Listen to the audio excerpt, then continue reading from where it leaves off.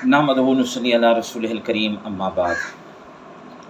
आप हज़रात ने सुना होगा कि अल्लाह के नबी अलैहिस्सलातु वस्सलाम ने फरमाया कि बनी इसराइल के 72 फ़िरके हुए थे और मेरी उम्मत 73 फ़िरकों में बँट जाएगी, तक़सीम हो जाएगी।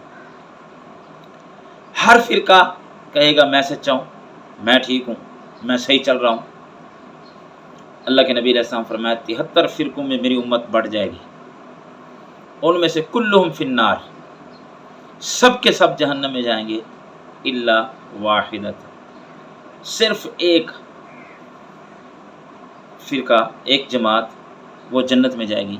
सहाबा ने पूछा मा हिया या रसूलल्लाह सल्लल्लाहु अलैहि वसल्लम, वो कौन सी जमात है? आज लोग कहते हैं पता नहीं, वो सच्चा, वो ही सच्चा, ओ ये आधन, ए ये आधन, कौन सच्चा है?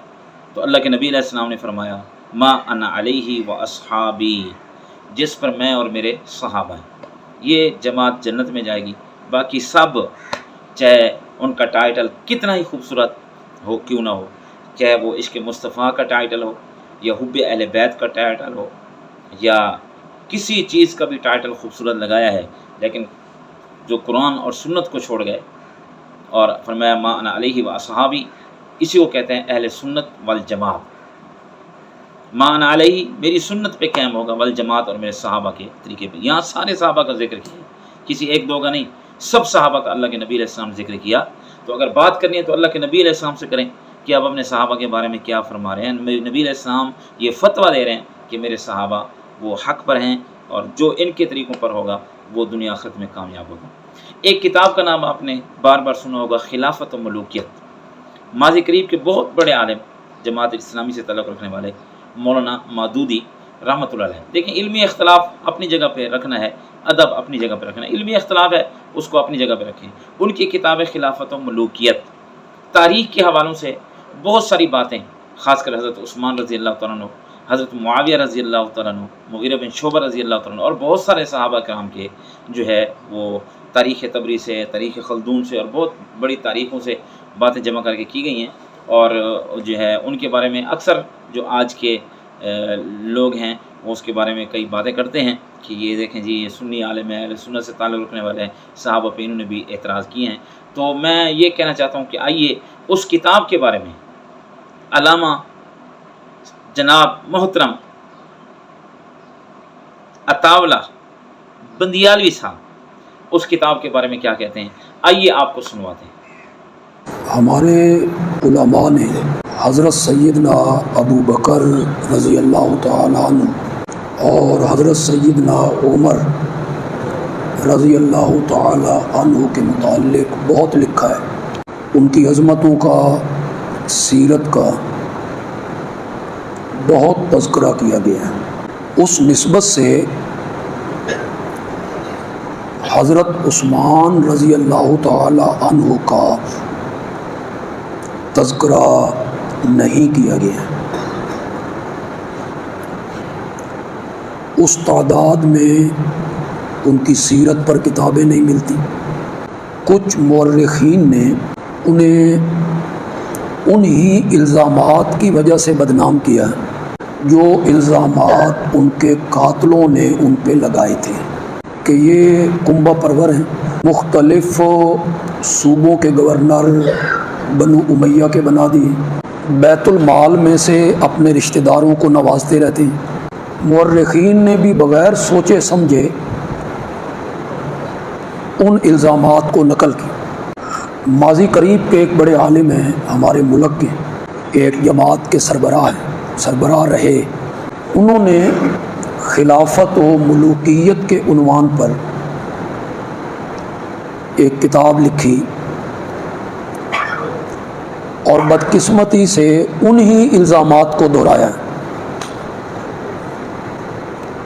और आज उनकी वो किताब ईरान की यूनिवर्सिटियों में बतौर निसाब पढ़ाई जाती कि ये सुन्नी आलिम है और देखो इसने हज़रत उस्मान के मुताल्लिक़ और हज़रत मुआविया के मुताल्लिक़ और हज़रत मुग़ीरा बिन शोबा के मुताल्लिक़ क्या कुछ लिखा है। तो बाद में आने वाले जो उलमा हैं, इन्होंने भी तहकीक करने की जहमत गवारा नहीं की। देखें, क्या मैं और आप अहले हदीस उलमा, देवबंदी उलमा, बरेलवी उलमा, क्या हम बग़ैर सनद के किसी पेश करदा हदीस को मानने के लिए तैयार हैं? जो आए और कह दे नबी पाक ने फरमाया,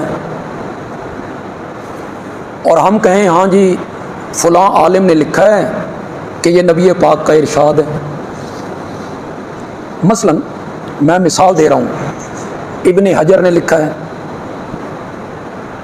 अल्लामा ऐनी ने लिखा है, अल्लामा इब्ने कसीर ने लिखा है, शेख अब्दुल कादिर जिलानी रहमतुल्लाह अलैहिम अजमईन उन्होंने लिखा है। उनके लिखने से हम ये मान लें कि ये नबी पाक का फरमान है, या हम उस लिखने वाले से पूछें कि अपने से लेके नबी पाक तक इस फरमान की सनद पेश कर। तुमने किससे सुना? तुम्हारे उस्ताद ने किससे सुना? तुम्हारे दादा उस्ताद ने किससे सुना?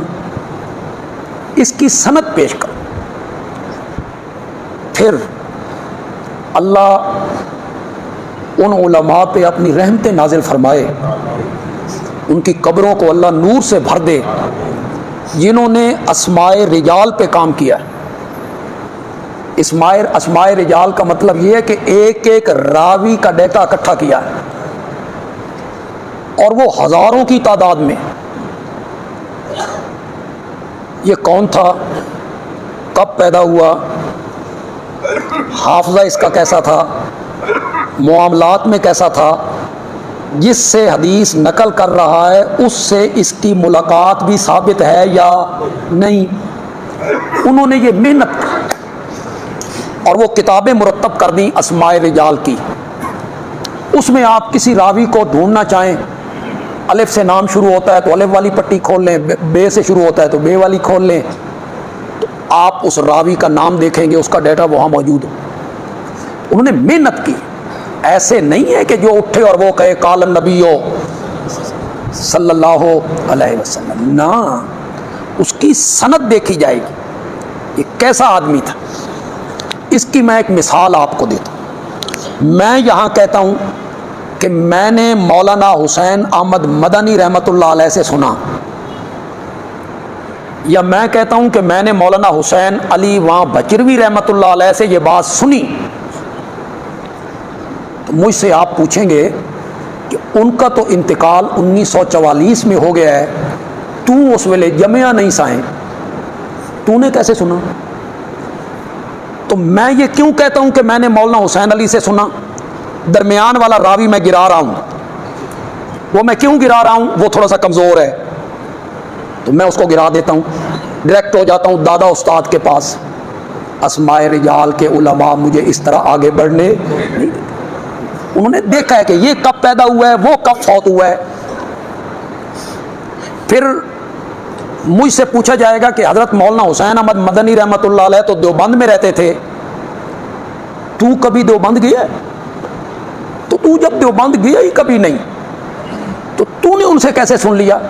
तो मैं आपको समझाना ये चाहता हूँ कि हदीस के मुताल्लिक भी बड़ी परख होती है, फिर उसे कबूल किया जाता है। लाखों हदीसों में इमाम बुखारी ने सिर्फ 5000 हदीसें नकल की हैं, 5000 सिर्फ। दूसरों को उसने रिजेक्ट किया है, नहीं लिया है उसने, इमाम बुखारी ने। तो जब हम हदीस बगैर सनद के मानने के लिए तैयार नहीं, आप हमें तारीख मनवाना चाहते हैं बगैर सनद के। तबरी ने लिख दी, इब्ने कसीर ने लिख दी, इब्ने खुल्दून ने लिख दिया। तबरी कहता है कि करबला में ये हुआ था, तो हम तबरी से पूछेंगे कि करबला तो सन 61 हिजरी में हुआ, तू हुआ है 3री सदी में, 200 साल बाद। तूने करबला में ये होते हुए देखा है? सनद पेश कर। तूने किससे सुना, उसने किससे सुना, उसने किससे सुना, उसकी सनद पेश कर। तो तारीख की कोई बात हम इस तरह मानने के लिए तैयार नहीं। ये जुल्म किया है तारीख ने। मैं कई मरतबा आपको बता चुका हूं कि तारीख मुरतब हुई है बनु अब्बास के दौर में, और बनु अब्बास तख्ता उलट के आए थे बनु। तो जो हुकूमत पहली हुकूमत का तख्ता उलट के आए, जो हुकूमत पहली हुकूमत को हरा के आए, चलो अपने मुल्क की बात कर लेते, तो आने वाला हुक्मरान पिछले हुक्मरानों की तारीफें करता है, बोलते नहीं। थोड़े तो सामने यार इमरान खान साहब आए, उन्होंने पहली हुकूमत की खामियां ही गिनी। खूबियां भी कोई होंगी भाई, चलो 1 2 3 कुछ तो होंगी, कभी उनका तज़किरा नहीं हो। तो आने वाली हुकूमत पिछली हुकूमत की खामियों का जिक्र करती है, खूबियों का जिक्र नहीं करती। बनु अब्बास ने तारीख मुरतब हुई। जो चापलूस किस्म के लोग थे, उन्होंने झूठी झूठी बातें घड़ के उनको खुश करने के लिए उन्हें मुआशरे में फैला दिया। बनु उमैया ने यह किया था, बनु उमैया ने यह किया था। अगू और रवायतां चढ़ गईयां। मिर्जा जेल में देहात, वो उसे ले लेके उछालता फिरता है, फलां किताब में यूं लिखा हुआ है, फलां किताब में यूं लिखा हुआ है, फलां किताब में यूं लिखा हुआ है।